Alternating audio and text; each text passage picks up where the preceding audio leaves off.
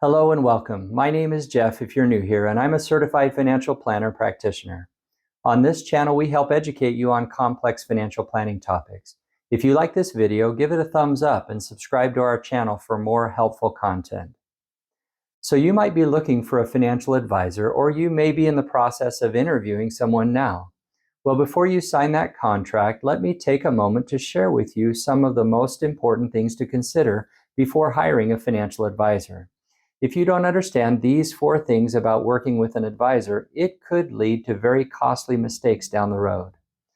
The first thing you want to know is what credentials the advisor has.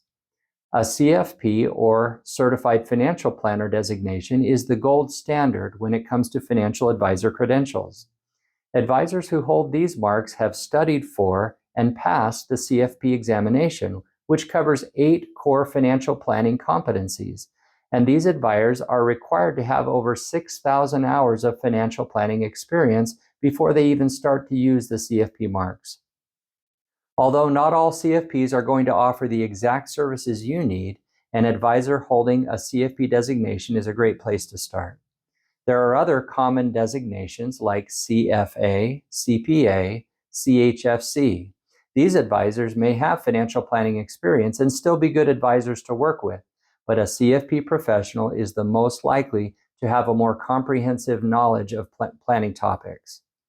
There are also basic securities licenses that an advisor might hold, such as the Series 7, 66, 65, or Series 63. This registers them with FINRA, the Financial Industry Regulatory Authority.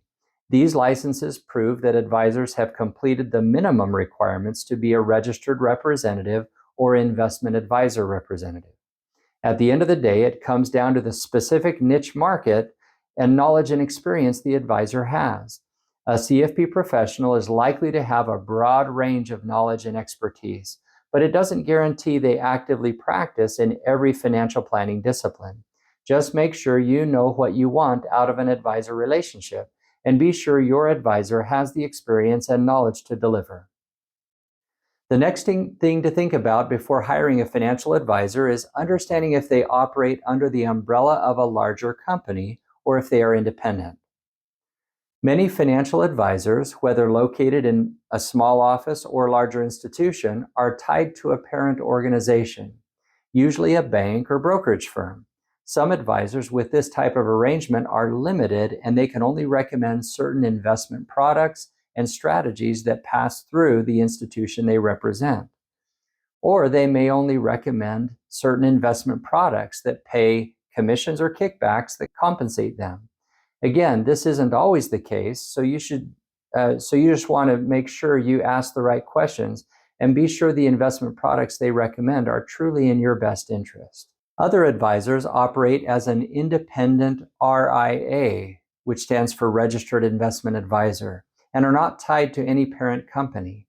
The reason this may be beneficial is because it allows them a greater degree of freedom and flexibility to recommend what they feel is in the best interest of the client, regardless of how it compensates them.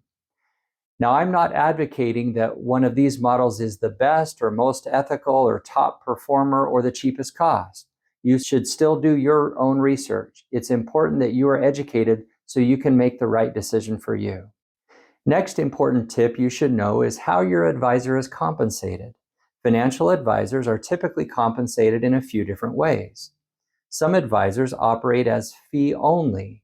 This involves charging a fixed fee or percentage of the assets they manage. A fee only advisor does not receive any commissions related to their recommendations. Other advisors operate as fee-based. Under a fee-based model, the advisor may receive commissions or fees or both. One thing that's becoming increasingly popular in recent years is for financial advisors to charge a monthly fee for financial planning. This method has increased in popularity among early to mid-career professionals who still want the help of a fiduciary financial advisor, but have their investment assets tied up in a 401k or some other employer-provided retirement plan, so that they cannot be placed under the management of the advisor. A monthly fee allows advisors to work with these types of clients who have a higher current cash flow, but they are still building their net worth. One last important tip you should know before hiring a financial advisor is what services you are getting for the cost you are paying. Some advisors have worked hard to develop a structured ongoing planning process where they link arms with their client to walk them through a comprehensive financial planning process that regularly addresses all the important elements of a client's financial life. I recommend you look for this type of advisor. There is no one right way this should be done. Some people's planning can be managed by meeting less frequently. Other people are looking for a more of a hands-on approach where they link arms and work side by side with their advisor during important financial crossroads, where the advisor can help them in every aspect of their financial life.